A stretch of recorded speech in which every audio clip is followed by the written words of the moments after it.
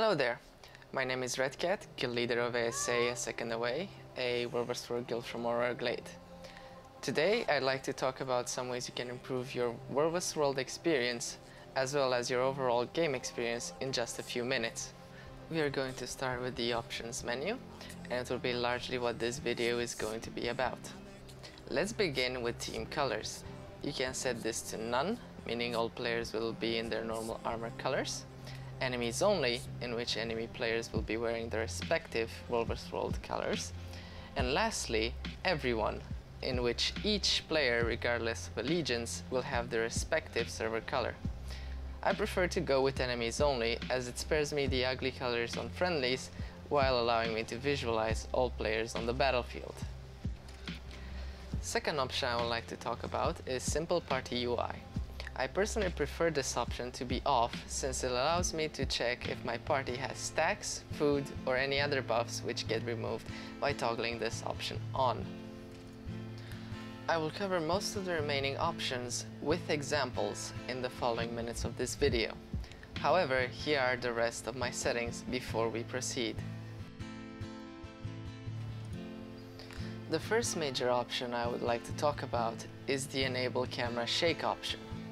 This should never be turned on, as it causes the screen to shake uncontrollably and possibly confusing you during a big fight. As you can see in the video example with camera shake on, 3 of my hammer skills have the ability to shake the view, and in a big fight it will shake on everyone's skills, so this effect will be much worse. I personally recommend you turn this off, as it allows you a clear view of the battlefield, as you will see in the following clip.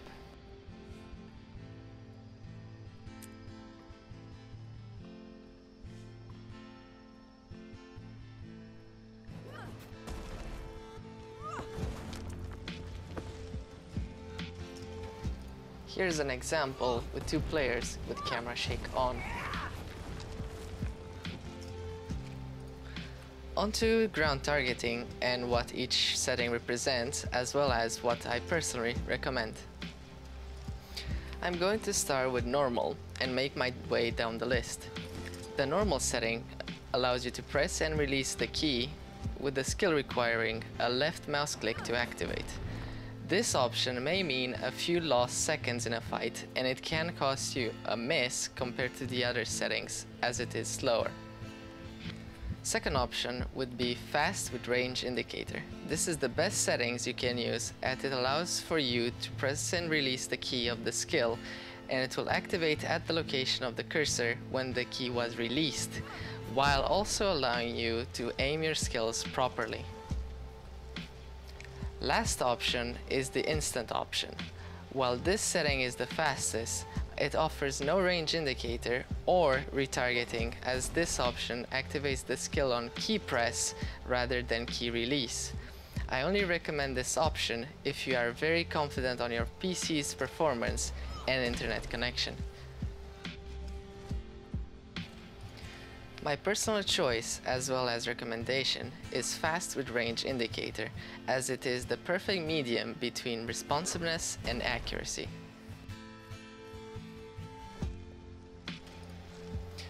Next up, dodging, or more precisely, why you shouldn't rely on double tap to evade as your main dodging key binding.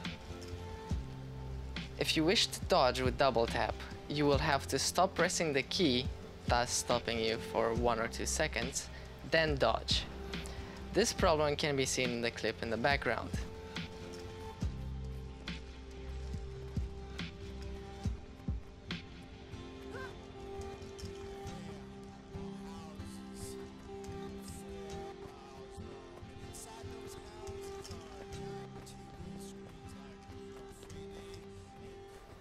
What I recommend is you disable this option just so you train your reflexes, not rely on it.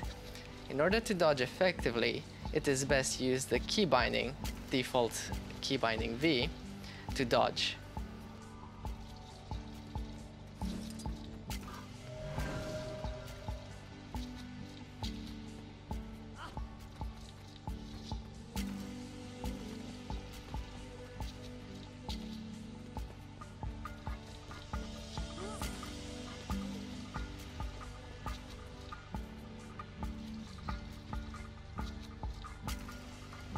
auto-targeting, or why you should not have this option enabled, especially if you have a leap skill.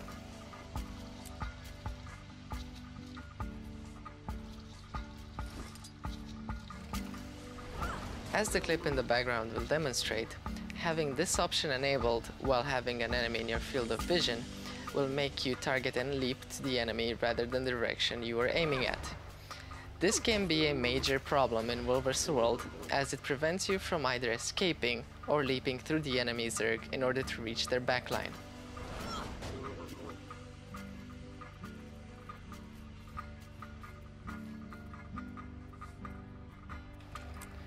I recommend everyone turn this option off, regardless of having a leap skill or not, and just target using the tab key or using your mouse button to do so.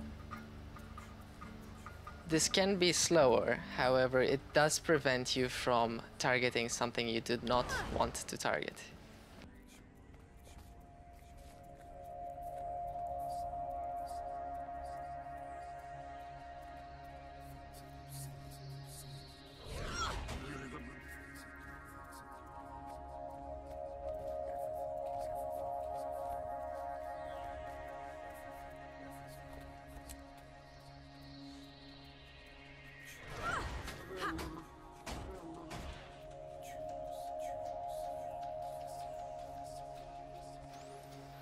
Lastly, the most important option of them all, melee attack assist, is probably the worst setting in this game to have enabled regardless of what you play. If you have this option enabled in World vs. World, you'll most likely get yourself killed. As you can see in the video, with the option on and someone targeted, I am prevented from walking through the said person unless I press another movement key. This means that in most situations you will get yourself killed.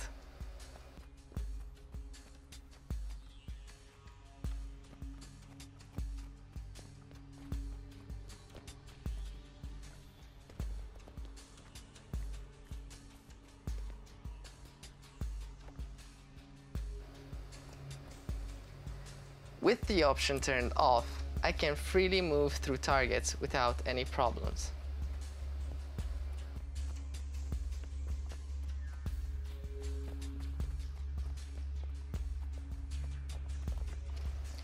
This concludes the options section of this video. The next part I want to talk about is key bindings. Key bindings are the most important and underrated thing in this game, and it takes no more than a few minutes to set up. Going into battle without a comfortable set of key bindings will diminish your performance by a considerable amount. I will go through my personal choices as well as what you should be aiming for when you choose a keybind. I chose to change the default number 5 skill on my bar because I found myself hitting the number 4 skill way too much, and as such I bound it to mouse 5 for easy access and responsiveness. The weapon skills in general are fine by default unless you have the same problem as I did. The key bindings you should definitely change from default are the 6 to 0 skills. These are out of most people's reach and most frequently start clicking them, which limits response time, movement, and vision as you can't turn the camera with your mouse. For the heal skill, I chose to bind it to my other thumb button for instant response time in case I need a heal. Now you would say, but Redcat, you are a warrior, why do you need to heal? The answer is, I play more than one profession, so having that set up has no downside to my warrior playstyle. The next 3 skills are bound for easy and fast access during a fight as well. Notice a pattern here? Shake it off. The last skill is bound to backslash because my keyboard has that particular key next to the left shift.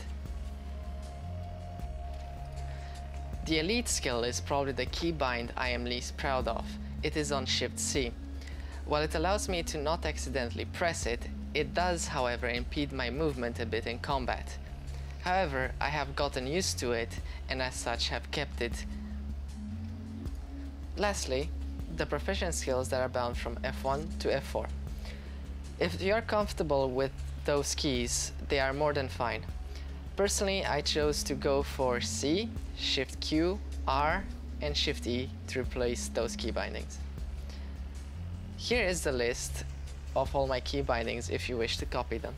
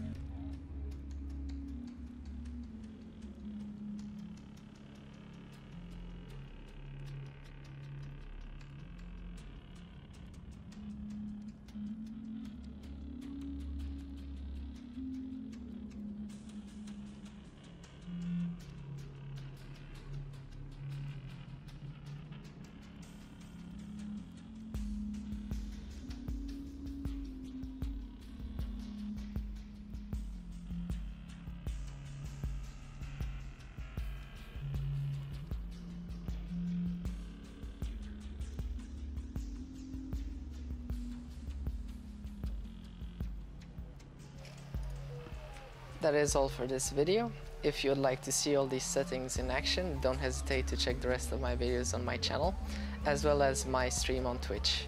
A link will be in the description below. Thank you all for watching. Take care. Bye bye.